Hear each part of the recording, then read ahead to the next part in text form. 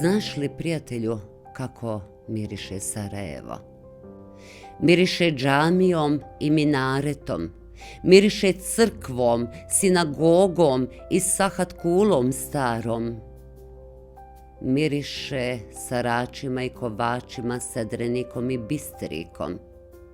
Miriše Sarajevo ljudima stranim i domaćim, poznatim i nepoznatim. Tako, prijatelju, miriše Sarajevo.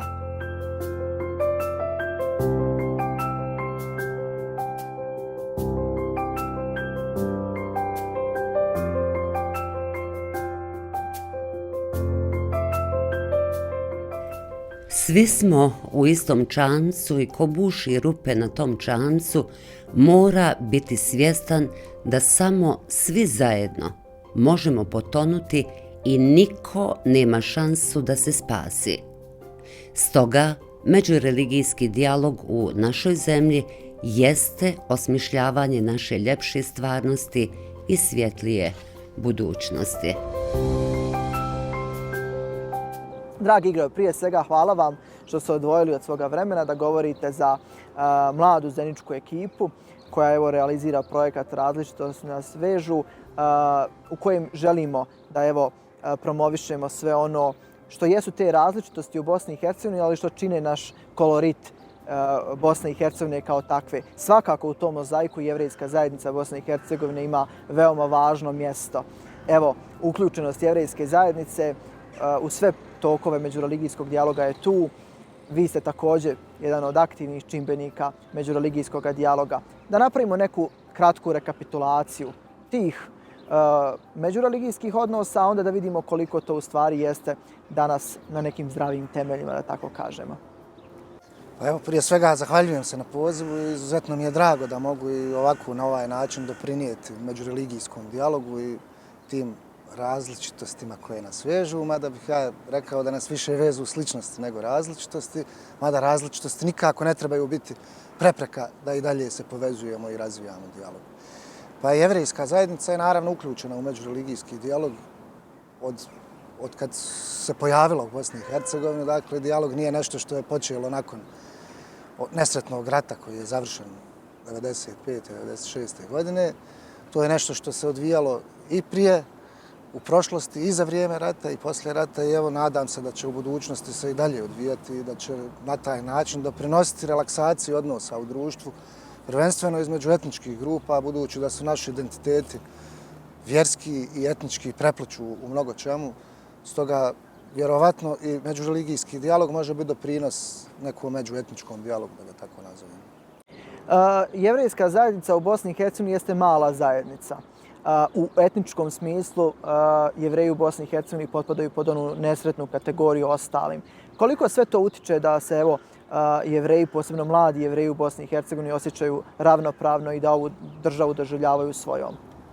Pa, to je jedan paradoks bosansko-hercegovačkog pravnog okvira, da ga tako nazovem, da neko ko je autohtoni stanovnik Bosne i Hercegovine, jer preko skoro 460 godina bitstvovanja na ovim prostorima nas čini svakako, mi tako bar smatramo, autohtonim bosansko-hercegovačkim narodom, i mislim da sada iz ove pozicije kada su nakon Drugog svjetskog rata Jevreji manjina, bar u Sarajevu, u kojem do Drugog svjetskog rata, moram to reći, mnogi možda neće, koji nas slušaju i gledaju, neće znati tu činjenicu da su prije Drugog svjetskog rata Jevreji brojali nekih 20% od stanovništva Sarajeva, što zasigurno nije bilo manjina u tom smislu, bili smo ravnopravni u svim društvenim tokovima.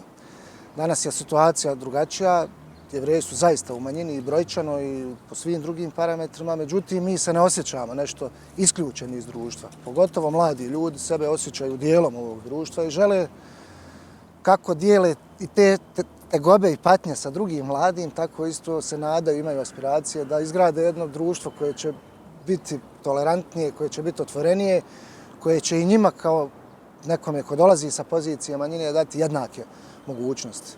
Mladi se i takako, vi ste vidjeli da kroz programe razne, da se mladi iz jevrejske zajednice vrlo rado uključuju.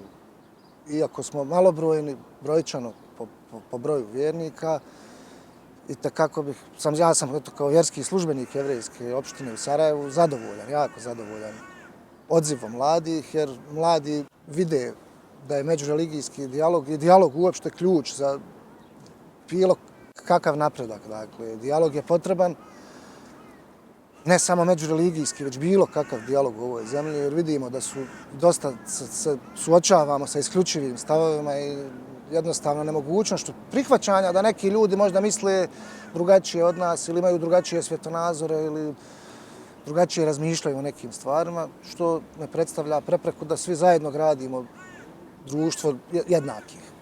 Pomenuli ste Drugi svjetski rat, pomenuli ste i tu vrlo važnu riječ suočavanje. Bosna i Hercegovina u svojoj prošlosti imala mnogo teških trenutaka gdje smo pred kraj prošlog stoljeća jedan sjajan autor je kazao da je Bosna i Hercegovina u mnogo čemu zemlja straha i mržnje. S druge strane, kad zašuti oružje, onda govorimo kako Bosna i Hercegovina može biti čudesno lijepa zemlja. Kako živjeti između te dvije krajnosti? Kako u Bosni i Hercegovini, evo iz perspektive Jevreja, da živimo, da se suočimo s tim prošlošću, ali na način da ne možemo i ne trebamo kriviti kolektivitete, da moramo ljude gledati kao ličnosti i da moramo konačno pružati vrlo čestito i pošteno jedni drugima ruku pomirenja. To je, ja bih rekao, i najveći izazov u samom dijalogu. Nespremnost jednostavno za poštivanje žrtve drugog ili patnje drugog. Vrlo često smo svjedoci da empatija vrlo lako se postiže kada se radi o pripadnicima iste grupe, kako etničke, tako religijske.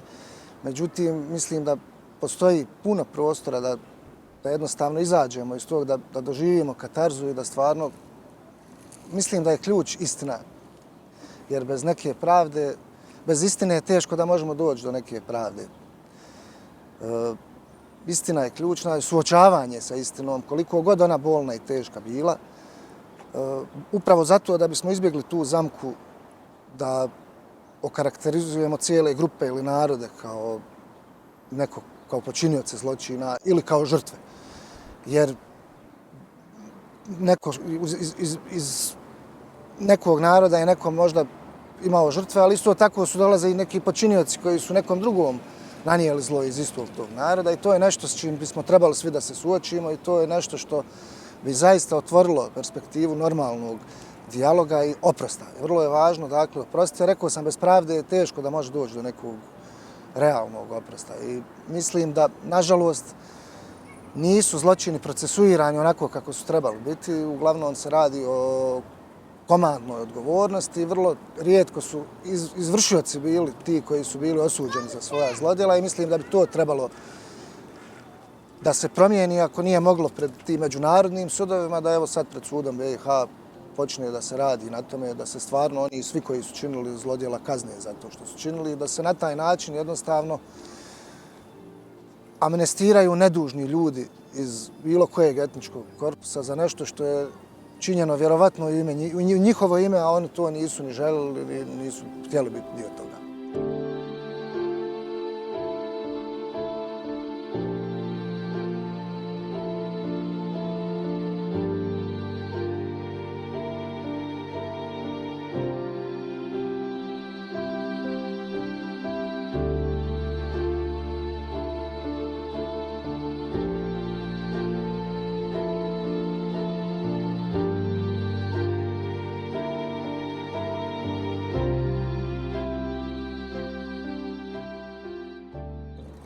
I u našim vjerskim zajednicama i crkvama općenito u našem društvu imamo sjajnih primjera ljudi koji zaista svjedoče svoju vjeru autohtono, onako kako vjerujemo, dragi Bog to i zapovijeda od nas. Mnogo je i mladih ljudi među takvim pojedincima.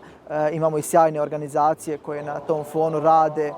Evo, za kraj, promišljanje u čemu to Bosna i Hercegovina može da ima svoju svijetlu budućnost? Pa ja mislim da upravo mladi ljudi mogu biti ključ uspjeha u prebrođavanju ove situacije u kojoj se nalazimo. Vjerujem da su mladi pokazali odgovornost bar ovi koji su uključeni u te tokove kroz razne organizacije ili kroz neformalno druženje. A svjedoci smo da ima toga sve više i više i to je ono što nekako mi daje nadu da stvarno ima šanse da zakoračimo u svjetliju budućnost. Nažalost, s druge strane imamo jako veliki broj mladih ljudi koji nisu lično iskusili traumu, ali ta trauma je prenešena na njih transgeneracijski, jer mi znamo da se ta trauma prenosi transgeneracijski i kod takvih mladih bitno je doći do njih. Pokazati im da postoji i drugačiji pogled na svijet, da taj drugi i drugačiji nije prijetnja njihovom ličnom razvoju, nije prijetnja razvoju njihovih identiteta i održavanju njihovih identiteta, već čak šta više da taj drugi i drugačiji može biti ono što će i njih gurati naprijed, da idu, da budu bolji, da se razvijaju. Mislim da prvenstveno moramo doći do tih mladih ljudi koji, nažalost, zbog demografskih promjena koje su nastupile u našoj zemlji, vrlo rijetko imaju mogućnost da se sretnu s drugim i drugačijim, da ga upoznaju, a onda kad upoznaju, znamo, mislim ja kroz svoje iskustvo, radio sam 15 godina profesionalno na polju međureligijskog dijaloga, kroz iskustvo sam uviđao da takva djeca i mladi kad dođu u susret s drugim i drugačijim, probiju taj let, popnu se tu prvu stepenicu koja je najteža, kad vide da nema zapravo tolikih, odnosno da te razlike nisu suštinske, da dalje se radi o ljudskim bićima koji imaju iste nadanja, koji oni imaju iste strahove koje imaju njihovi vršnjaci iz drugih mjesta i tako.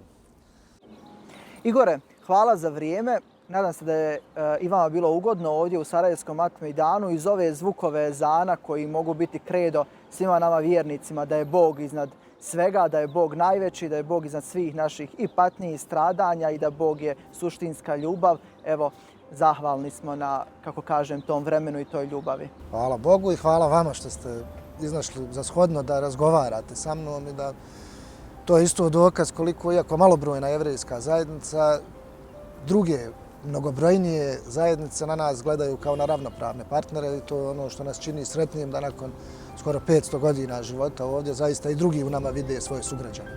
Svakako, hvala lijepo.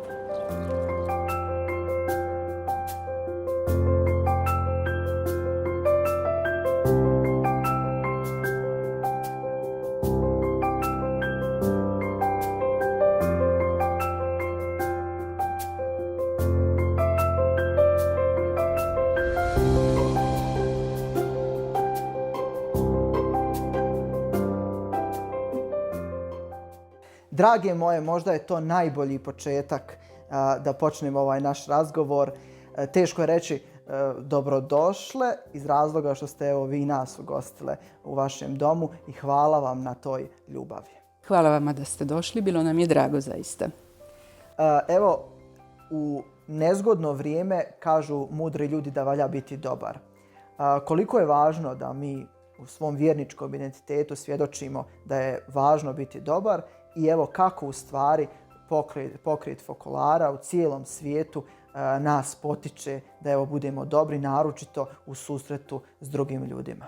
Pa evo, mislim da je važno biti dobar uvijek, ali možda u kriznim trenucima to najviše dolazi do izražaja. Nekako kao da na toj pozadini teških momenata koje prolazi i čovječanstvo, to dobro, to svjetlo se najviše vidi. Pa možda je upravo tako bilo i sa pokretom Fokolara koji je nastao u Drugom svjetskom ratu.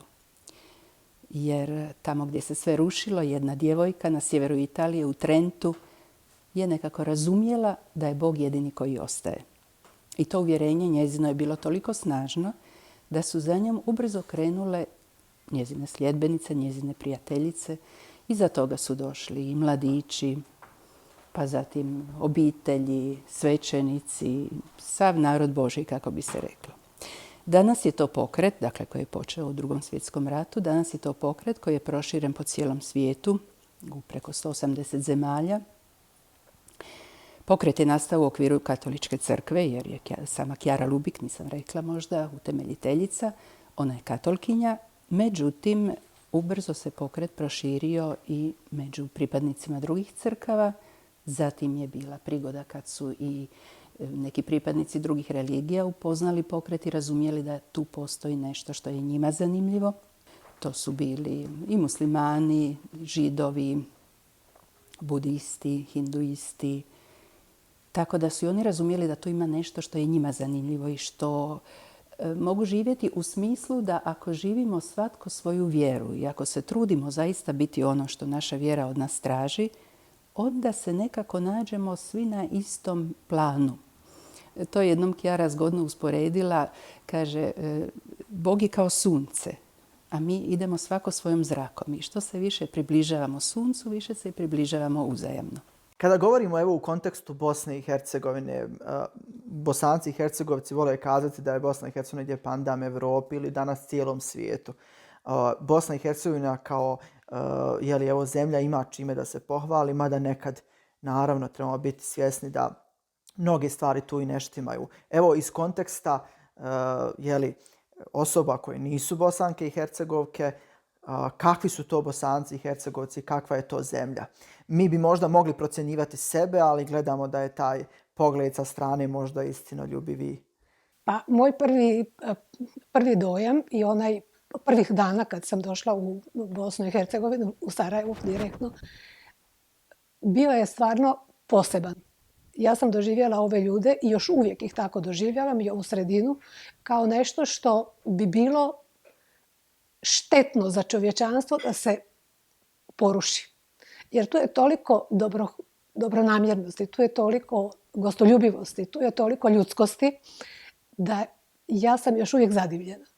To je meni zaista, ništa mi nije preuveličano kad se kaže da je Bosna i Hercegovina raznolika, da je lijepa, da je sve. Evo, to mi odgovara istini. Tako da. Šta je to različito, na primjer, između ove sredine i sredina gdje do sad jeste vi službovale, ali i sredina evo odakle vi dolazite, a to su pa i bliske sredine, ovo je ovdje. Nije, ja bih rekao iz ove perspektive da nije nešto mnogo različito. Ja sam isto mislila da nije znatno različito, niti nije po nekim stvarima znatno različito, ali ipak se razlikujemo. Razlikujemo se, kako da kažem, razlikujemo se u nekoj toplini, u načinu izražavanja topline. Ne znam, ovdje još nisam, svagdje gdje sam došla, ja sam doživjela da sam doma. Bez obzira da li ljude poznajem od prije ili ne. I to je interesantno. U prijašnjim sredinama nekako i ja sam se postavila više službeno i drugi ljudi su se postavili trenutno više službeno. Nakon 5 minuta možda sve postane onako domaće, ja i ti, ali kad ovdje dođete negdje, ne znam, ideš u hotel, ideš na ulicu, u tramvaj, gotovo da si odmah na ti sa osobama. Mislim, tako si prihvaćen, tako si doživljen, i tako doživljavam ja te druge ljude. Današnji čovjek, a posebno mladi ljudi, žele sve i odmah. Vjerovatno živimo u tako ubrzanom tempu vremena.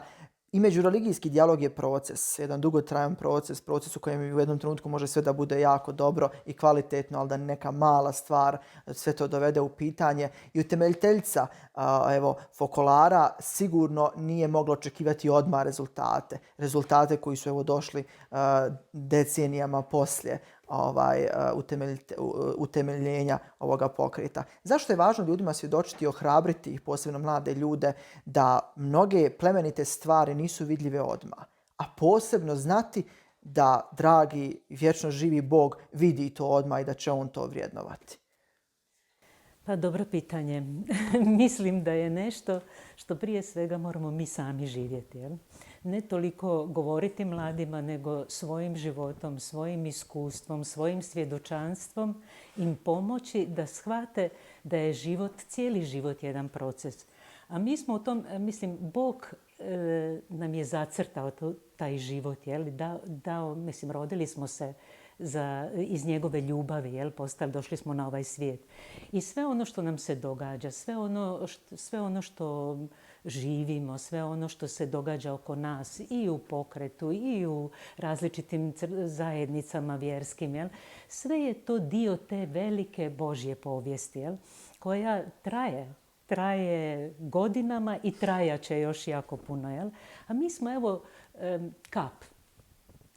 taj kamenčić u tom mozaiku. Jel? I jako je važno naučiti taj sadašnji trenutak. U tom sadašnjem trenutku je sve. I budućnost, i prošlost, sve je u tome. Jel? I ako ja savršeno živim taj sadašnji trenutak, onda ću učiniti ono što Bog od mene traži. I učinila sam sve. Možda sam se u tom trenutku samo nasmiješila jednoj osobi. Možda sam je utješila zbog nečega. Ali to je sve. To je ono što je najvažnije u tom velikom Božjem nacrtu. Jel? I ja mislim da je to ta vježba koju svi mi, i stariji, i mlađi, i moramo nekako naučiti. Jel? Da nema velikih i malih stvari pred Bogom.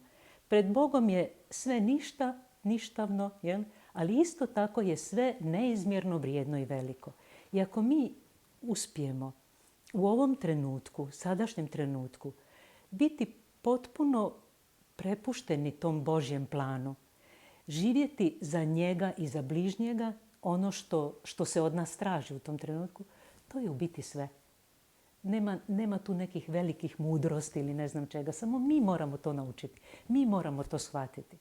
Jer bez obzira što radim, ako ja nastojim jako dobro živjeti taj trenutak, činiti do kraja ono što činim, bez obzira jel kuham, jel učim, jel radim na nekom znanstvenom projektu. Evo, to je ono što Bog od mene traži u tom.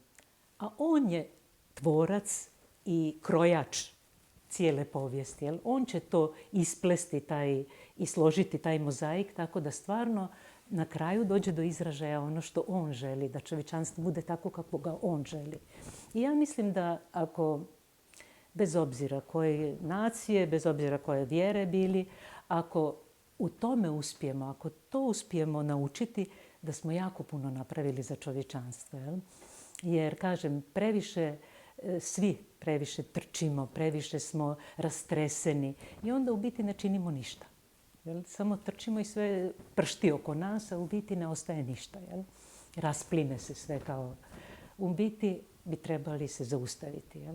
Stati i onda bi u biti najviše učinili. Jel? Kad bi u tom trenutku činili ono što stvarno Bog od nas traži.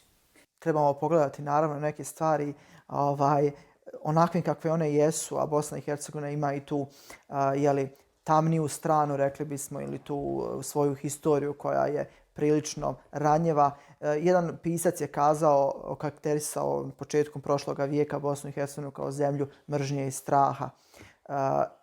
Kako liječiti ljude od toga da se plaše drugoga, da se plaše drugačijega? Vidimo i kad izađemo iz okvira svijeta, posebno iz domena pokreta u kojem vi djelujete, kazali smo da je internacionalan. Kako svjedočiti ljudima da se ne treba plašiti susreta s drugim čovjekom i da je zajednički hod čovječanstva upravo susret? Pa, znate što, mislim da je to da omogućimo ljudima da nađu taj prostor gdje će se susresti sa drugima i drugačijima. I to što vi sad ste ovdje isto je jedan iskorak prema drugom i drugačijem. I to se meni čini da je pravi put, jer jedino tako da omogućimo ljudima, čovjeku da nađe taj prostor gdje će sresti tog drugoga. Ne znam, mislim, meni je to... Ja kad sam došla ovdje, mislila sam da, pa što, poznajem sve, to je sve isto kao u Zagrebu, to je isto kao, ne znam, u Osijeku. Međutim, otkrila sam da je isto, ali je sasvim drugačije. I tako mislim, jer sam upoznala, barem djelomično sam upoznala tu sredinu i vidim koliko su se moji vidici proširili. Usprkos tome što mogu vidjeti negativno i pozitivno i lijepo i lošije i bolje, ali odjednom sam otkrila da ono isto loše što recimo sam vidjela u onom gradu prije gdje sam živjela i doživjela sam kao baš negativno i nekako ti je žao da je tako i tako. Odjednom vidim da, i tamo sam vidjela loše i bilo mi je žao. Ovdje isto vidim loše, isto mi je žao, ali odjednom shvatim da to je isto jedna normalna životna priča. Gdje imaš i takve stvari, gdje ću ih sretati u svakom gradu, gdje god budem, ili u mjestu ili tako.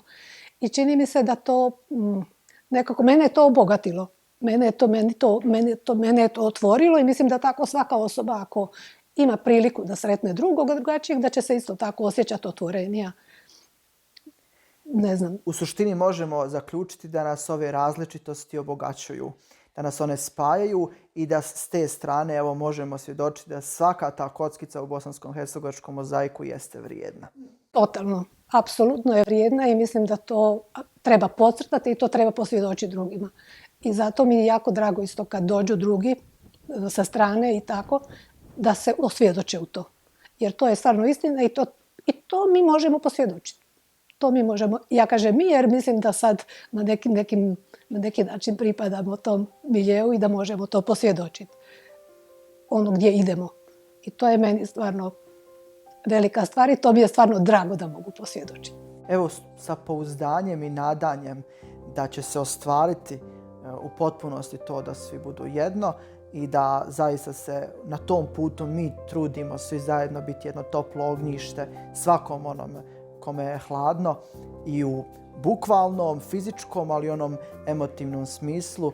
Želimo da vam se zahvalimo na odvojenom vremenu, ali iznad svega na toj plamtajućoj ljubavi koju pružate evo ovdje nama u Bosni i Hercegovini. Hvala vama. Bilo nam je tako lijepo biti s vama.